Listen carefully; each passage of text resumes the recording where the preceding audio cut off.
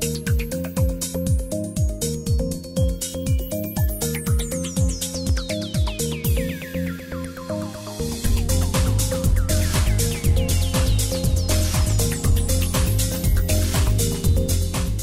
então vamos começar.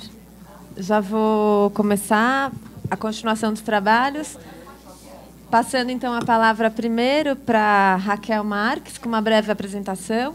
Raquel Marques é sanitarista, mestre em saúde pública pela Faculdade de Saúde Pública da USP, presidente da Associação Artemis, que busca a transformação social através da promoção da autonomia da mulher. Então, para a gente começar agora esse painel, cujo tema é Políticas de Maternidade e Impactos sobre a Vida e a Saúde da Mulher. Então, Raquel, passo a palavra com prazer por 20 minutos. Olá, bom dia.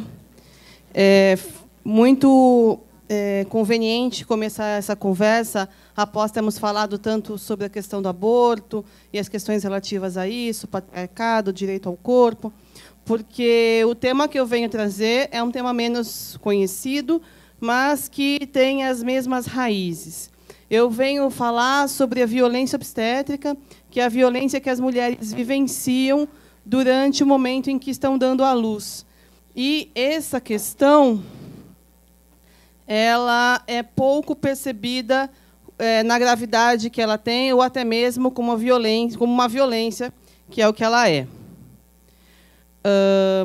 A violência obstétrica são ações e omissões realizadas com a gestante durante o trabalho de parto e parto, especialmente, que levam a violências físicas, morais e psicológicas.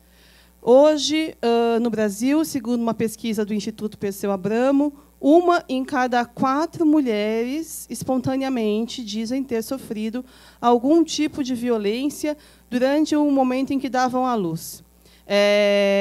Essas violências elas são muito mais percebidas quando elas são psicológicas ou morais.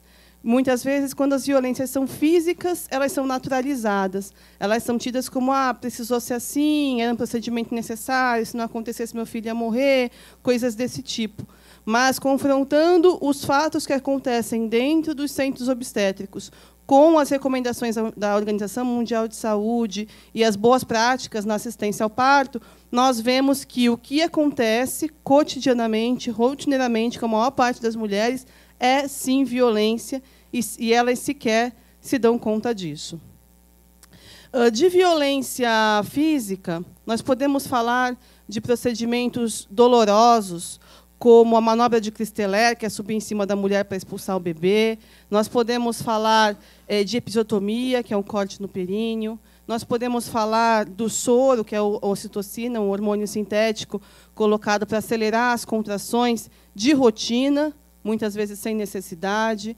Nós podemos falar de procedimentos até como cesarianas feitas contra a vontade da mulher e sem real indicação médica. E outros procedimentos que causam dor, sofrimentos, efeitos colaterais, invasão de seus corpos, sem fundamentação científica na maior parte dos casos. Nós temos também a violência psicológica, que é quando as mulheres são xingadas, ofendidas, muitas vezes fazendo relação com a sua vida sexual. Por que você está aqui? Por que você engravidou? Um filho de novo? Ano que vem você está aqui de novo? Por que não se preveniu? E assim por diante. Mulheres são ofendidas durante o momento que vão ter os seus bebês.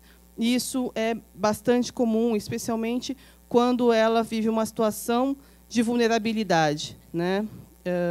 Mulheres HIV positivo, mulheres em situação de rua, doentes mentais, mulheres que tenham algum tipo de deficiência, ou mesmo as mulheres negras, as mulheres mais pobres. Esse julgamento acontece e elas são ofendidas nesse instante.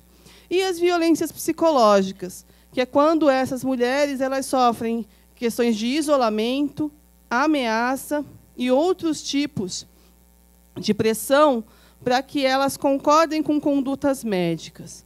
Então, elas são destituídas de personalidade, elas não são mais chamadas pelo nome, elas são obrigadas a seguir um procedimento, e sempre com uma ameaça ali na frente delas. Se ela não colaborar, alguma coisa de ruim vai acontecer para ela ou para o bebê.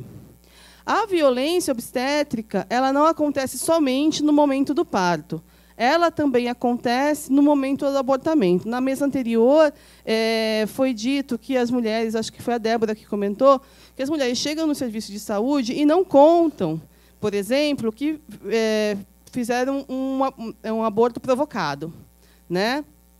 Por quê? Porque se elas confessarem que elas provocaram um aborto, elas serão muito maltratadas, elas serão ofendidas, elas sofrerão procedimentos desnecessários, dolorosos, curetagem sem anestesia, ou serão largadas durante muito tempo num canto de uma sala e não serão atendidas, e assim por diante.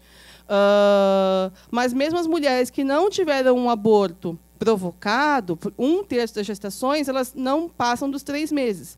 É muito comum as mulheres perderem seus bebês no começo da gestação. E mesmo estas são tratadas a priori como criminosas e maltratadas por estarem no processo de abortamento.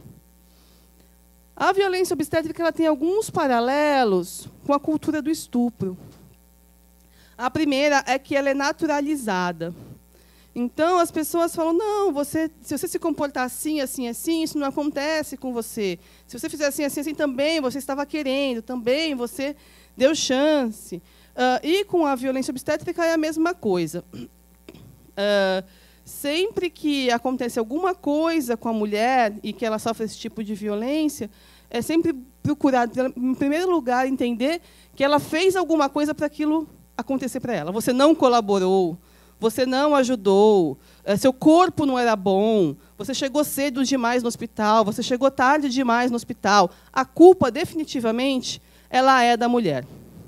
É um problema sem testemunhas, porque o que acontece dentro de um centro obstétrico, de um hospital, fica lá. Apesar de haver uma lei no Brasil, que é a lei do acompanhante, desde 2005, que garante que todas as mulheres têm direito ao acompanhante do momento da admissão até 10 dias após o parto. Aqui no Brasil, em muitos lugares, ela não é nem pouco respeitada. E onde ela é respeitada, ela é só no momento do expulsivo, quando o bebê está nascendo. É como se o direito do acompanhante fosse o direito do acompanhante ver o bebê nascer. Mas, na verdade, o direito do acompanhante é o direito que garante que essa mulher esteja com alguém a protegendo, a acompanhando, testemunhando, a defendendo, a acolhendo durante todo esse processo. Deveria acontecer do momento que ela pisa no hospital e ela não ficaria sozinha até ter alta. Mas, definitivamente, isso não é o que acontece. Então, ela é invisível, ninguém sabe o que acontece. O que acontece, de verdade, as mulheres não contam para as suas amigas, assumem que se aconteceu uma coisa ruim, foi porque eu não colaborei, foi porque foi só o meu caso, porque foi diferente, e assim por diante. Não tem testemunha, casos horrorosos acontecem e nos são narrados todos os dias, e eles chegam num ponto de absurdo, que a gente fala assim, não é possível, ela está mentindo. Não. Se não fossem tantos casos, quem ouve um ou outro pode falar, nossa, por que alguém faria isso com você? Mas é difícil, porque essa mulher fica completamente desacreditada, tem a questão hormonal, tem a autoridade do médico, que é alguém que nunca faria mal para ninguém, afinal, é um profissional de saúde, mesma coisa as enfermeiras. Então, é difícil manter essa disputa de palavras e de discursos. E naturalizada, né? Porque todos os procedimentos que são feitos, da raspagem do pelo até o sorinho, a amarração da perna das mulheres nos estribos para ter o bebê e assim por diante, todos são possíveis de serem justificados por qualquer argumento. Mas a verdade é que eles não têm fundamentação científica e que eles trazem desconforto e eles deveriam ser abolidos. Né? Mas vamos mantê-los por aí. E quais são as consequências disso? O Brasil ele não atingiu as metas do milênio da ONU para a diminuição da mortalidade materna. E, em grande parte, isso é consequência do número de cirurgias cesarianas desnecessárias que acontecem aqui no país. Uma parte também é por aborto, pré-natal de má qualidade, no caso da eclâmpsia, mas uma parte dela importante, infecções e hemorragias, também tem relação forte com as cesarianas desnecessárias. E essas cesarianas desnecessárias têm duas fontes, né? Uma é o próprio interesse do sistema em realizar cesarianas, porque elas são mais vantajosas economicamente e mais convenientes do ponto de vista de alocação de recursos.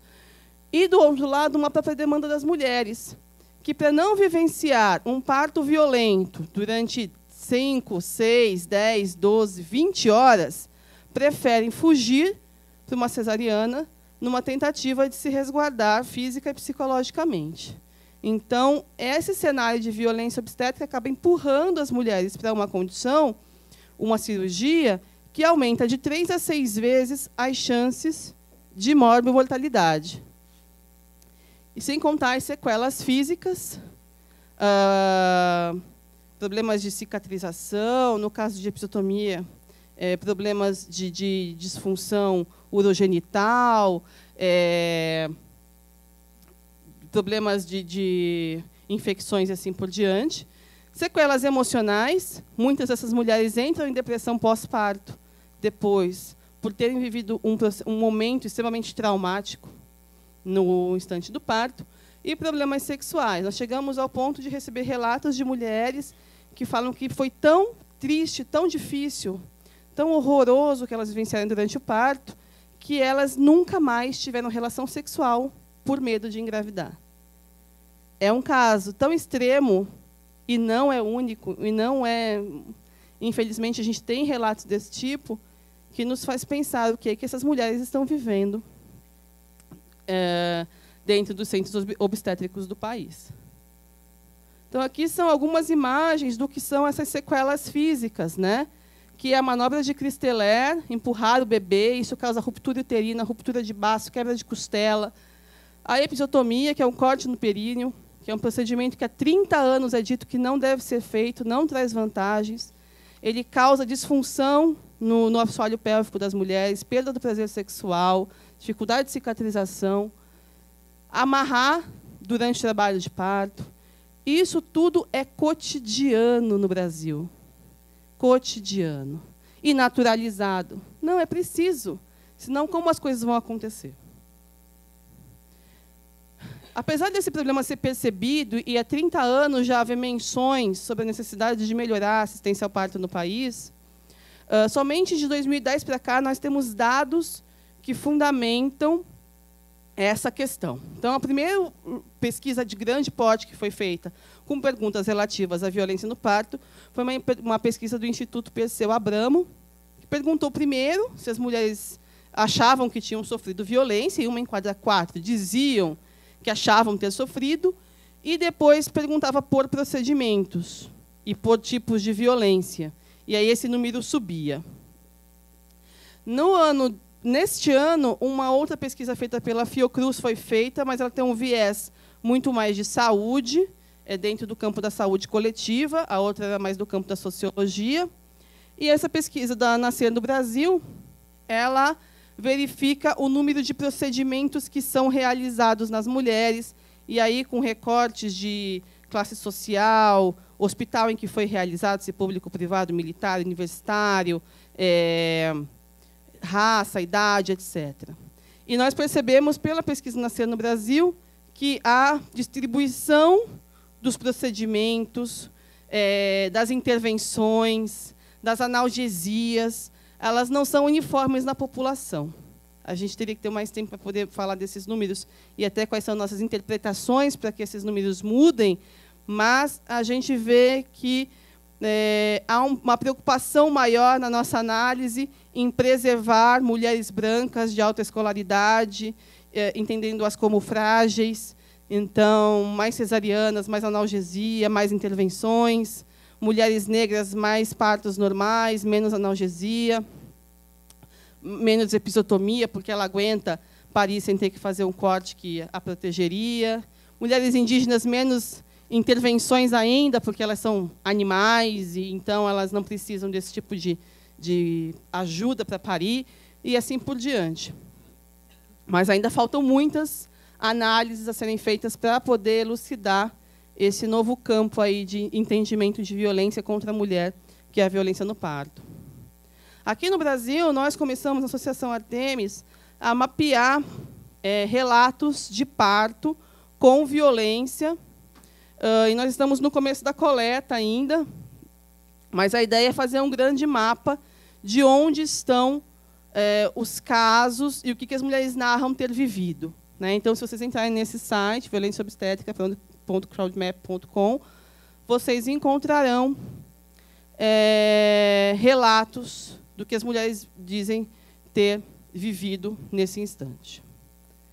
Do ponto de vista legal, a violência obstétrica ela fere vários princípios. Né? O que nós vemos hoje é que o corpo da mulher, no instante do parto, ele é tomado pela instituição sem direito a nenhum tipo de objeção, reclamação, priorização, nada. O que importa ali é fazer o trabalho e garantir que o bebê esteja bem.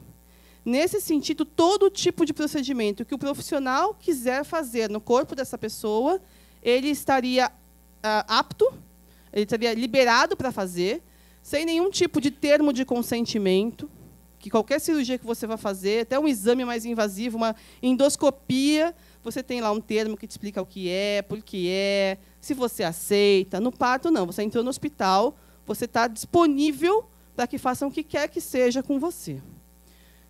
Fere também os direitos do paciente, direitos à segunda opinião é negado muitas vezes, direito de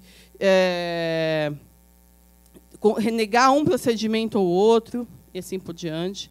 Cirurgias feitas sem consentimento. Nós tivemos um caso que gerou um levante aqui entre as mulheres no Brasil, em abril deste ano, que foi uma mulher que estava numa gestação a termo, no final da gestação. Ela foi até o hospital e o médico recomendou que ela fizesse uma cesariana.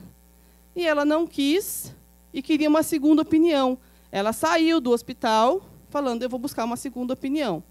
Essa médica, na verdade, ela entrou com o mandado judicial e conseguiu uma juíza que autorizou que fosse feita cesariana nela contra a vontade.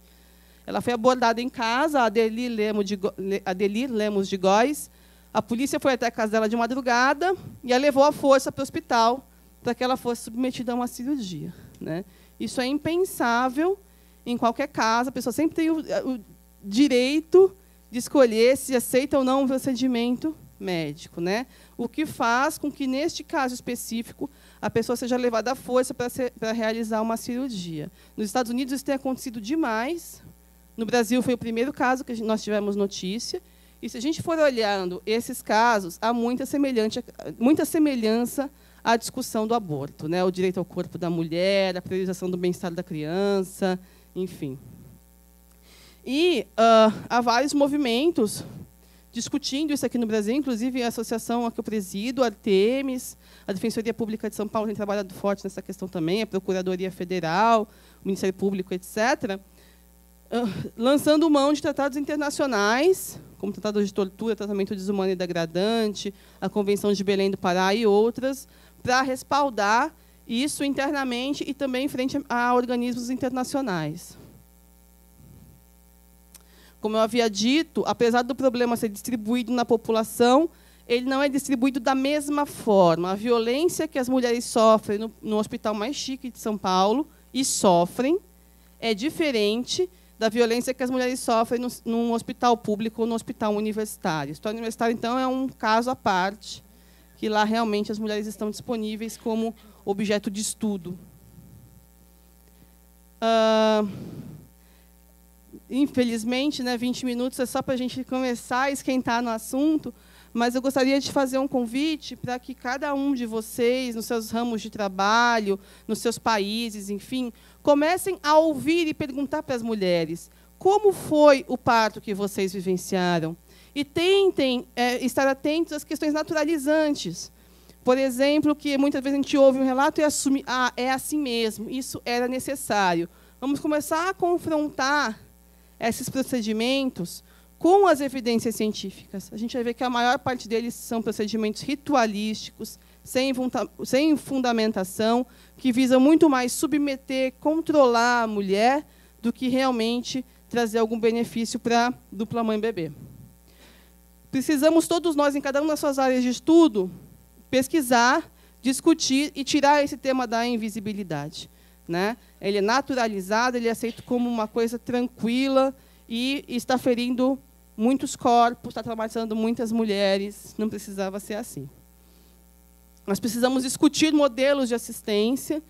Aqui no Brasil, nós temos assistência suplementar, que é paga da classe média para cima, e a assistência pública, que, essencialmente, as pessoas da classe média e mais pobres elas utilizam, que tem modelos de assistência diferentes, cada um com seus prós e contras, e que trazem implicações distintas nesse caso de violência obstétrica. Nós precisamos ainda avançar nesses modelos, olhar os detalhes de cada um deles e ver de que maneira cada um deles dá brechas para que essas mulheres sejam violentadas durante o parto.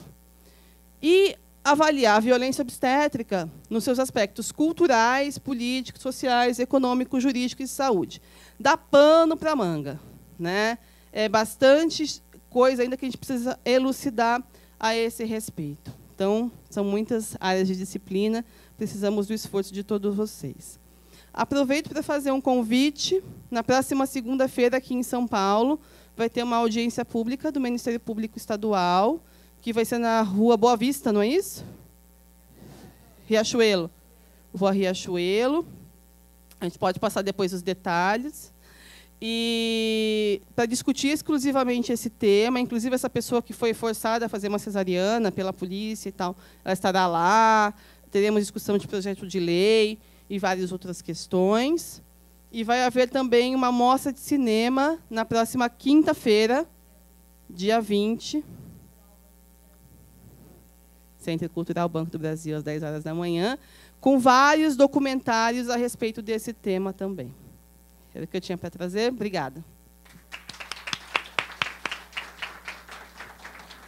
Muito obrigada, Raquel. Realmente, assistir a sua fala logo depois do painel do aborto dá a exata dimensão de uma perpetuação da violência. Ou seja, se a mulher tinha, no primeiro momento, quando foi negado o direito ao aborto, que correspondeu a uma expectativa de maternidade, correspondendo, ela depois é, entre aspas, punida, violentada invisivelmente, né?